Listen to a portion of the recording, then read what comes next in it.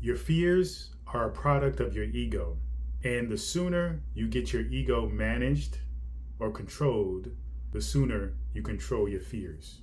Fear is one of those things that stops us from being our truest self. And you have to ask yourself, how much has fear stopped you from being yourself? You see, fear hinders us. Fear causes us to doubt ourselves, to create a space where we just feel like we're inadequate and we can't do the things that we imagine ourselves to do, which is the consciousness, your consciousness, communicating to you that in fact you can and you should do these things. This is why you're inspired by these ideas, to have these thoughts, to have these concepts and imaginations of things that are possible for you and the things that you want to create. But it is the fear that stops you from doing it. And you're probably wondering why, why do I have these fears? Where do these fears come from? What do they stem from? And yeah, we can blame media, we can blame, social media, we can blame the people in our circle, our family, our parents. We can do all those things, but blame will not empower you. Only accountability will. So you have to come to a place of understanding that this is about you. And this journey, in order for you to get to a place where you absolutely are your truest self and your higher self, then you have to take responsibility for all the messed up things that's going on in your mind and change them, And it starts with, one, not judging them. So even though they may be messed up things, they're really not, because you're going to go past them, right? You're going to evolve way beyond them. So when you look back on those things, it's going to be irrelevant. So getting back into fear and ego and that connection, understand that the ego has its purpose, right? The ego isn't all evil, all out to get you. It isn't the devil. The ego is in fact very important for us in this realm, in this reality, because it creates many things, but the most important thing is that it creates an identity for you, who you are. You understand that though you are, yes, connected with all things and you are all things, but it also identifies the separateness of you and I, of you and the tree, of you and the dog, you and your spouse, you and your children. It understands that all those things, the oneness and the separateness, is happening simultaneously.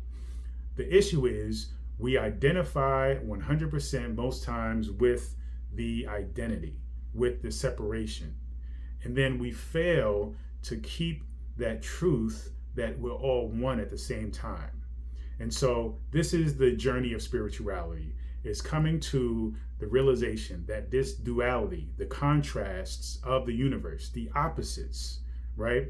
The opposites that are not supposed to exist at the same time, but yet without one, there isn't the other.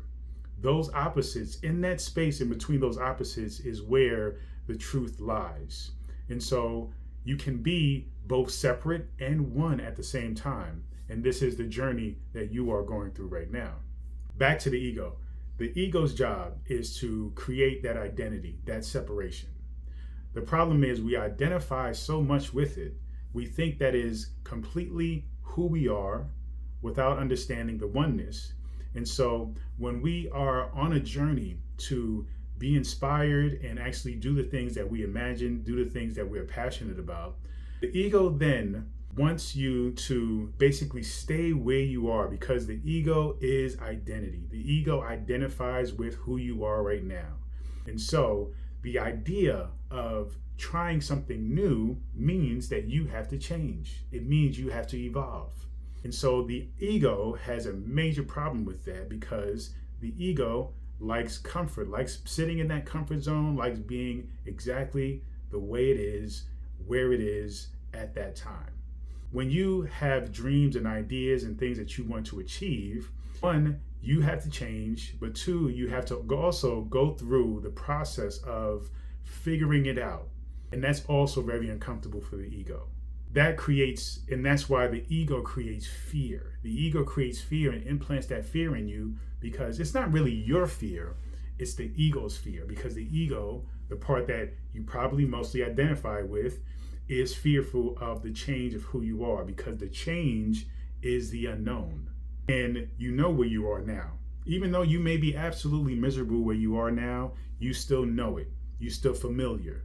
You still understand what's going on. You still feel a sense of, weirdly enough, a sense of this uncomfortable peace about where you are now. And the idea of changing creates fear because maybe you think things can get worse. But in fact, things only get better when you pursue your goals and your passions, the things that intrigue you the most. But it takes understanding that oneness to truly take that path with faith. Going into challenging this ego and really managing the ego, you have to really spend a lot of time in the oneness of your truth, the oneness of your consciousness. Because when you are in a space where you're here in the ego most of the time, most of your life, you're in this ego, you're in this identity, and you're spending very little time in the oneness of your consciousness, then you are out of balance. But once you begin to really live into the oneness of your consciousness, well, you begin to grow in your consciousness, and your ego begins to come more managed. It becomes more managed because you are finally at balance with the two contrasts of who you are, of what everything is the opposites.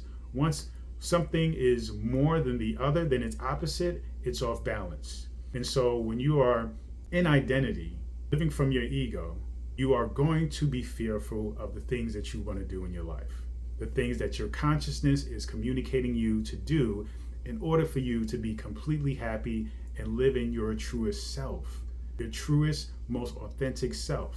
And once you let go of the fear by realizing your oneness, realizing that you're the creator of all of this, and so you can create anything that you want, your ego begins to be managed and really taken into a space where it's understood, right? But it's put in this proper place so that way you can use it appropriately. And once you do that, then the fear will go away. Still things like maybe some nervousness, some anxious, excitement may come up when you are doing something that you love, but ultimately the fear that stops you from doing something is the ego.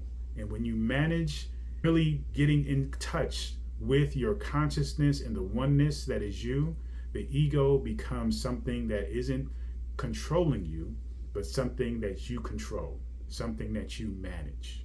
And so that's how you balance those two things out, because fear is really a lie that the ego is telling you. It's really an assumption. It's really an excuse to prevent you from changing, because the ego doesn't want to change. The ego just wants to be in this safe space, even though the space isn't safe at all, because you're miserable, you're sad, you're depressed, you're anxious, you're unhappy. And as soon as you come to the realization of your oneness with all things and that you are creator of all things, then your ego becomes less fearful, because there's nothing to fear. You create everything. So then why do you fear any of it? You can't. So therefore, the ego becomes more manageable and malleable to be used as you take this journey of life. So understand that fear isn't something that is more powerful than you. You are the most powerful thing. You just have to understand the perspective of fear, the perspective of the ego, where it's coming from, and how to bring balance to the ego by going deeper into your consciousness. And that's how you truly overcome fear and find courage, find joy in the things that you do. Peace and abundance always.